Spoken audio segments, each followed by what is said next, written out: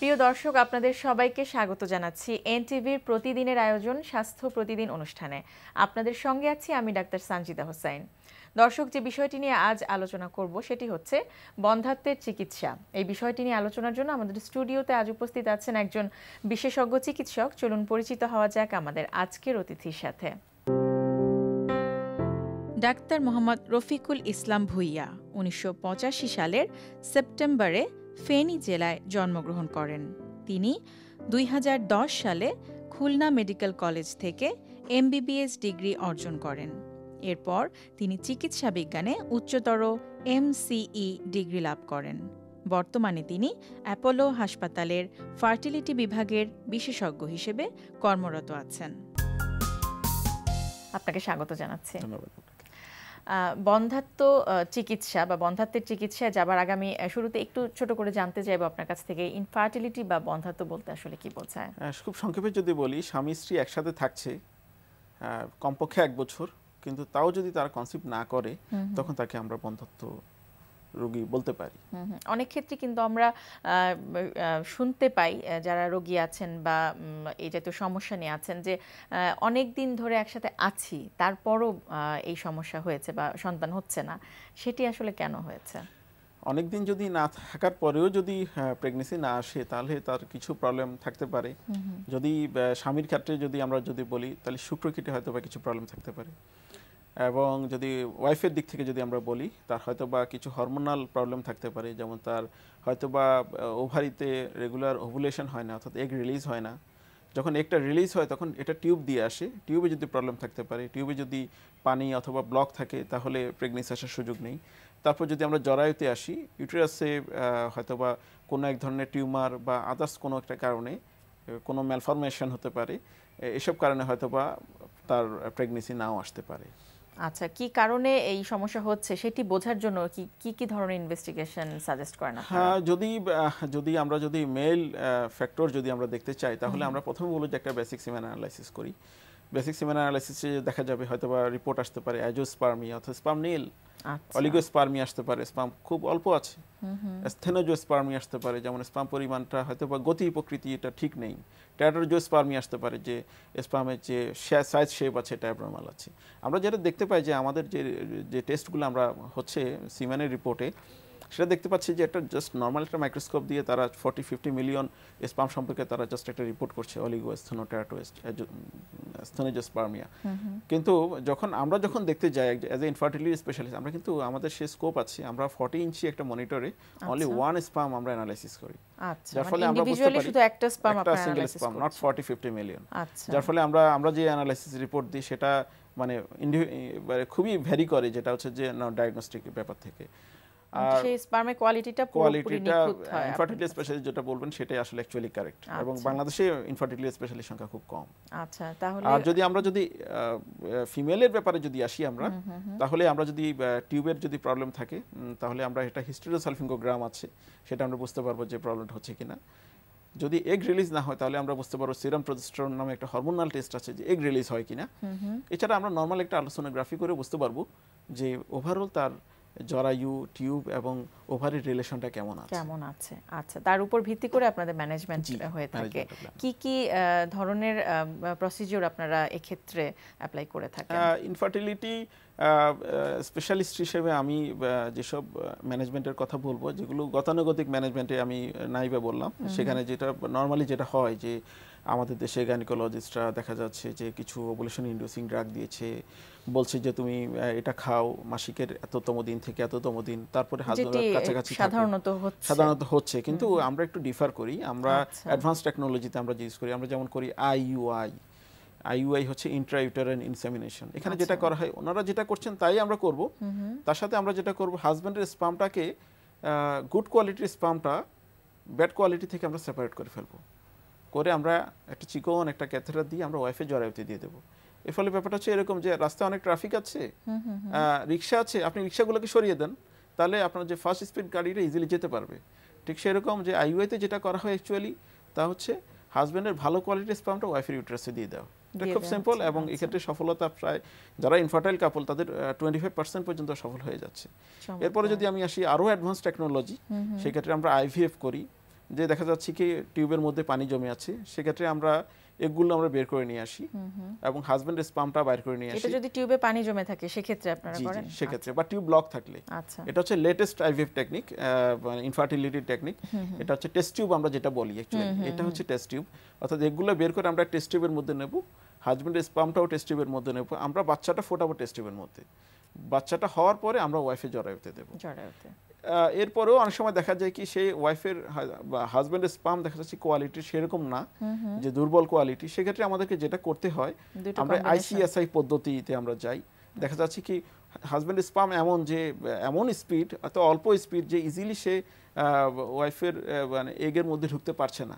সেক্ষেত্রে আমরা ICSI technology অর্থাৎ ইন্টারসাইটোপ্লাজমিক স্পাম ইনজেকশন, যেটা হচ্ছে বাংলাদেশে মাত্র আমরা 2-3 জন স্পেশালিস্ট এটা করছি। এটাতে যেটা আমরা করি সেটা হচ্ছে যে স্পামটা সিঙ্গেল স্পাম একটা ধরে আমরা একটা এক্সিম সেটআপ আছে, ওটা দিয়ে আমরা একটাকে মধ্যে আমরা ওই একটা সিঙ্গেল স্পাম দিয়ে দিচ্ছি। আমরা সবাই জানি যে একটা স্পামই একটা এগের জন্য যথেষ্ট। মানে যে স্পামটার সেই কোয়ালিটিটা ছিল না সেটি আপনারা এই প্রসিডিউরটার মাধ্যমে এগের মধ্যে আমরা করে দিচ্ছি। আমরা করে দিচ্ছি। অনেক সময় দেখা যায় কি হাজবেন্ডের স্পাম তৈরি হচ্ছে কিন্তু সিমেন অ্যাজোস্পার্মিয়া, এটা অ্যাজোস্পার্মিয়া এটা খুব কমন, এটা মানে বাড়ছে রেট।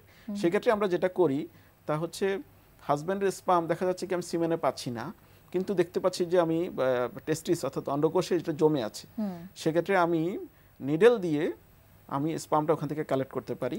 সেটাকে আমি কালচার করে দেখলাম যে গুড কোয়ালিটি আর ব্যাড কোয়ালিটি আমার স্ক্রিনে, সেটা আমি আলাদা করে সেপারেট করে নিয়ে ওই স্পামটা আমি ওয়াইফের এগটার মধ্যে আমি ইনজেক্ট করে দিচ্ছি।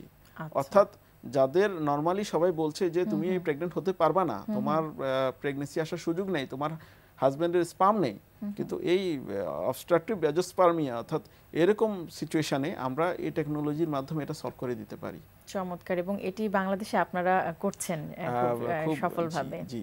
আচ্ছা, তো কোথায় গেলে বা আসলে কারণ আমাদের এই অনুষ্ঠানের মাধ্যমে অনেকেরই হয়তো যারা নিঃসন্তান দম্পতি আছেন ইচ্ছা কিন্তু করতেই পারে যে উন্নত এই প্রযুক্তিটা তারা ব্যবহার করতে চান, তো সেই সুবিধাটুকু নেওয়ার জন্য আসলে কোথায় যাওয়া উচিত তাদের জন্য?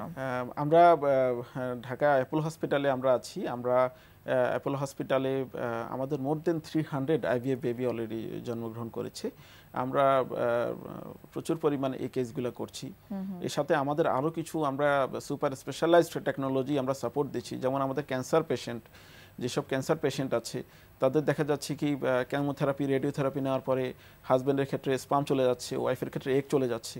Apollo hospital sperm preservation scope দিচ্ছে, সে এখন কেমন নাও তুমি, অসুবিধা নাই, 5 বছর পরে তুমি যদি বাচ্চা চাও তাহলে ওই যে প্রিজার্ভ স্পাম ওটা দিয়ে তুমি বেবি নিতে পারবে। তোমার যদি এগ যদি এখন তোমার চলে যাচ্ছে, ওকে, তুমি কেমোথেরাপির আগে তুমি এগগুলো বের করে দাও আমাদেরকে, আমরা সেই এগগুলো দিয়ে আমরা পরবর্তীতে আমরা হচ্ছে যে আইভিএফ এর মাধ্যমে তোমাকে আমরা বাচ্চা উপহার দেবো। আগে এই টেকনোলজিটা ছিল না, এর ফলে দেখা যাচ্ছে কি যার কেমন হচ্ছে, যে পেশেন্টটা ক্যান্সার হচ্ছে তার ফ্যামিলি লাইফ বলে কিছু থাকছে না, এবং তারা সেটা এক্সপেক্টও করতে পারছে না, কিন্তু এর মাধ্যমে কিন্তু সেটা কিন্তু আমরা সেটা এখন দিতে পারছি। এর সাথে সাথে আমরা আরো কিছু টেকনোলজি আমরা অফার দিচ্ছি। যেমন আমরা হচ্ছে যে আমরা এমব্রায়ো ফর্ম করছি। আমরা দেখা যাচ্ছে যে আইভিএফ এ আমরা যেটা করি, দেখা যাচ্ছে কি আমরা অনেকগুলো ভ্রূণ তৈরি করি, তার মধ্যে হয়তো 2 বা 3টা ভ্রূণ আমরা হয়তো বা ওয়াইফের জরায়ুতে দিচ্ছি, তারপরে যে ভ্রূণগুলো আছে আমরা এগুলো সেভ করে রাখছি, আমাদের প্রিজার্ভেশন সিস্টেম আছে। তার ফলে যেটা হচ্ছে সে আমি ধরলাম যে 2 জন ভাই, একজন অনিক একজন মানিক। অনিককে আমরা ট্রান্সফার করেছি আজকে, সে 2008-এ, 2010-এ আমি অনিককে ট্রান্সফার করেছি, ভ্রূণটা দিয়ে দিয়েছি। এখন 5 বছর পরে অনিকের মা আমাদের কাছে আসলো, বলল যে আমার আরেকটা বাচ্চা দরকার। তখন ওই সময় আমরা যে ভ্রূণটা প্রিজার্ভ করে রেখেছি, হ্যাঁ 2010-এ, সেই ভ্রূণটা আমরা 2016-তে এসে ওই ভ্রূণটা আবার দিচ্ছি। অর্থাৎ অনেকের বয়স এখন 6 বছর, কিন্তু তার সেই ভ্রূণটা আমাদের কাছে রয়ে গেছে।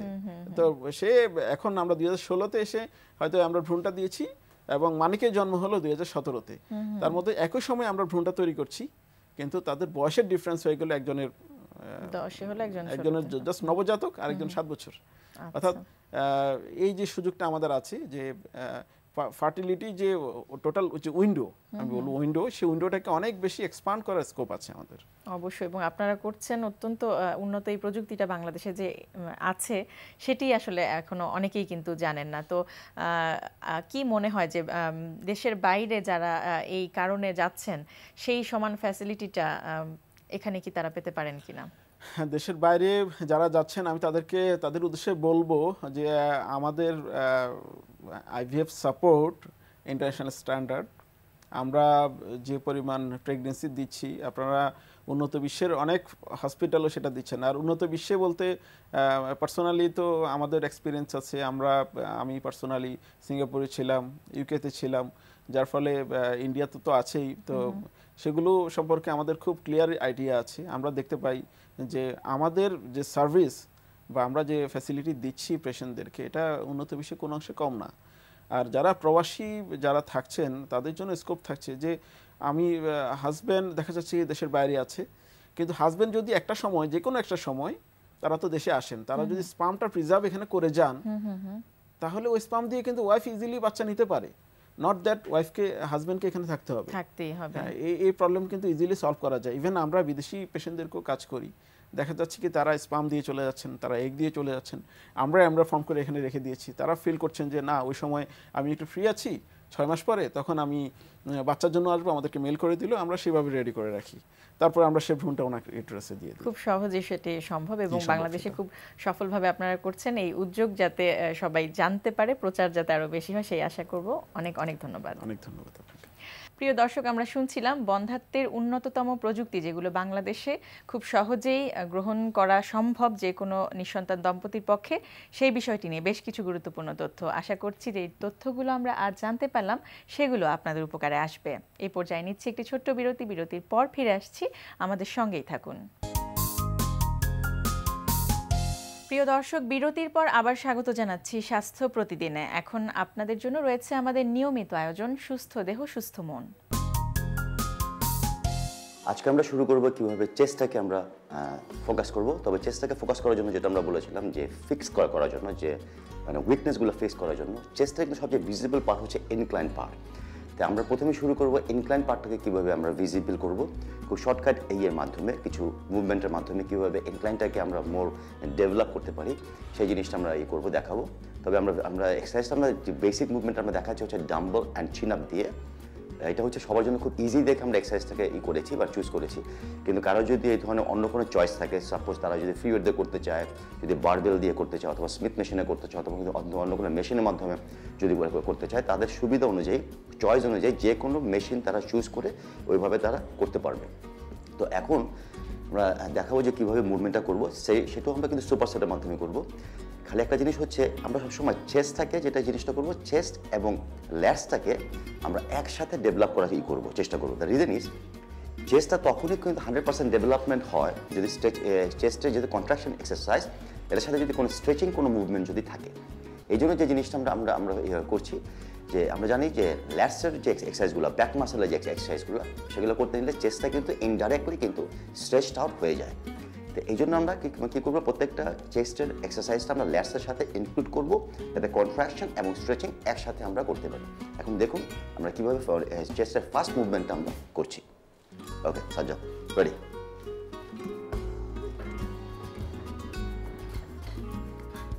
ইয়েস, ওকে ওকে। নর্মাল ইনক্লাইন বেঞ্চে ইনক্লাইন প্রেস ডাম্বেল দিয়ে দেখাচ্ছি আমরা। ভেরিয়েশন আমরা বললাম, যে কোনো ভেরিয়েশন আপনি করতে পারেন।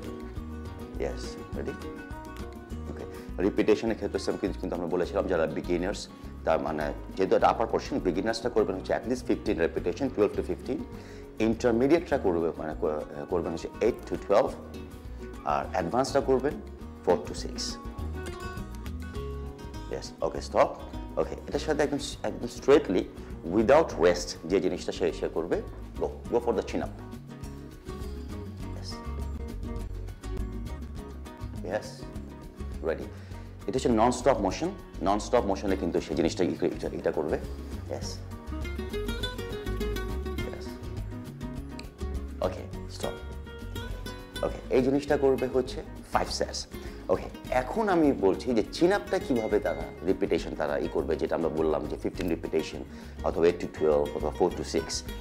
এখন কেউ যদি মনে করে চিন আপটা করতে চাচ্ছে না, সে কিন্তু ল্যাট পুল ডাউন যে এক্সারসাইজ, ওই এক্সারসাইজ দিয়ে কিন্তু একই ভ্যারিয়েশন নিতে পারে, ওয়েটটা কিন্তু আপনি ইচ্ছা মতো করতে পারেন। তো যদি মনে করেন আমি চিন আপ দিয়ে করবো, তাহলে যে জিনিসটা মানে আপনি করবেন, আপনি ওয়েস্ট লাইনে বেল্ট দিয়ে একটা রেজিস্ট্যান্স নিয়ে নেবেন, যেটা আমরা বলি ওয়েটটাকে বেঁধে নেবেন। যদি এই করে বেঁধে নেন তাহলে সেম জিনিসটাই হবে, কিন্তু আপনি ওই কোনো রিপিটেশন করতে পারবেন না, রেজিস্ট্যান্সটা বেড়ে গেল। আর যদি মনে করেন না ওটা খুব রিস্কি মনে হচ্ছে, চিন আপের বদলে আপনি অন্য কোনো মুভমেন্ট করতে চাচ্ছেন ল্যাট পুল ডাউনের মাধ্যমে, ল্যাট পুল ডাউনে তখন আপনি প্লেটটা যদি বাড়িয়ে নেন, তাহলে আপনি 4 to 6 রিপিটেশন অথবা 8 to 12 রিপিটেশন আপনি চলে আসতে পারবেন। আর বিগিনাররা সবাই ট্রাই করবেন যে চিন আপটা করতে, কারণ এক হচ্ছে চিন আপের যে ডেভেলপমেন্টটা হবে, যে শেপটা আসবে, ওটা অন্য কোনো মেশিনের মাধ্যমে 100% এটা আসতে চায় না। চিন আপ দিয়ে ডেভেলপমেন্টটা হওয়ার পরে ফার্দার ডেভেলপমেন্টের জন্য ওই ধরনের মেশিন ইউজ করলে বেশি বেনিফিট করা যায়। প্রিয় দর্শক, হঠাৎ করেই আপনার অথবা আপনার পাশের মানুষটির গায়ে আগুন লাগতে পারে কিংবা পুড়ে যেতে পারে শরীরের যে কোনো অংশ। কি করবেন তৎক্ষণাৎ, তা নিয়ে চলুন শুনি একজন চিকিৎসকের পরামর্শ। আমরা সচরাচর যে সমস্যাটার মুখোমুখি হই, পুড়ে যাওয়া, এটা বিভিন্নভাবে হতে পারে। সাধারণত বাসা বাড়িতে আমরা আগুনে পুড়ে যাওয়াটাই বেশি দেখি, তাছাড়া গরম পানি, বিভিন্ন কেমিক্যাল, অ্যাসিড এগুলো দিয়েও বার্ন হতে পারে। যে কোনো ধরনের পুড়ে যাওয়াতেই আমাদের প্রথম কাজ হবে প্রচুর পরিমাণে পানি দিয়ে জায়গাটা পরিষ্কার করা এবং পানি দিতেই থাকা বারবার করে। এক্ষেত্রে অপচিকিৎসা থেকে দূরে থাকতে হবে। অনেকে ডিমের কুসুম, পেস্ট, অনেক কিছু ছাই, অনেক কিছু লাগান, এগুলো থেকে অবশ্যই বিরত থাকতে হবে। প্রচুর পরিমাণে পানি দিন, তারপর নিকটস্থ হাসপাতালে বা ডাক্তারের কাছে নিয়ে যান। এক্ষেত্রে আমরা যেটা করি, রোগীকে তরল ফ্লুইড রিপ্লেসমেন্ট দেওয়ার জন্য স্যালাইন, অ্যান্টিবায়োটিক দেই, সালফাসালাজিন ক্রিম দেই। তবে এগুলো হয়তো বাসায় আপনাদের পক্ষে সম্ভব হবে না, আপনারা প্রাথমিকভাবে প্রাথমিক চিকিৎসাটা দিয়েই নিকটস্থ হাসপাতাল বা ডাক্তারের কাছে নিয়ে যাবেন। দর্শক, আমাদের আজকের স্বাস্থ্য প্রতিদিনের হেলথ টিপস। কমলার খোসা, লেবুর পাতা কিংবা আদার গন্ধে অনেকের বমির প্রবণতা কমে যায়। তাই ঔষধের প্রতি যাদের অনাগ্রহ, তারা বমি প্রতিরোধের জন্য এসব জিনিস যাত্রাপথে সঙ্গে রাখতে পারেন। প্রিয় দর্শক, স্বাস্থ্য প্রতিদিন সম্পর্কে যদি আপনাদের কিছু জানার থাকে কিংবা কোনো পরামর্শ যদি আমাদের দেবার থাকে, জানাতে পারেন এই ঠিকানায়।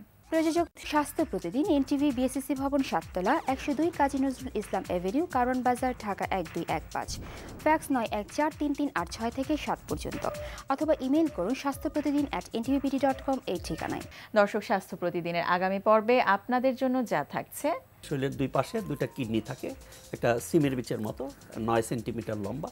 তো ওইখান থেকে দুই দিকে দুইটা মূত্রনালী, তারপরে মূত্রথলি, তারপরে পেশাবের রাস্তা।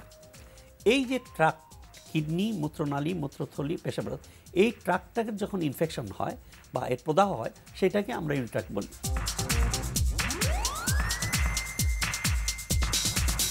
বিশ্বের যে কোনো প্রান্ত থেকে যে কোনো সময় এনটিভিতে সম্প্রচারিত আপনাদের পছন্দের অনুষ্ঠান স্বাস্থ্য প্রতিদিন দেখতে চাইলে ভিজিট করুন আমাদের পূর্ণাঙ্গ ওয়েব পোর্টাল www.ntvbd.com। আজ এ পর্যন্তই। সবাই ভালো থাকুন, সুস্থ থাকুন। আগামীকাল আবারও দেখা হবে ঠিক একই সময় এনটিভির পর্দায়।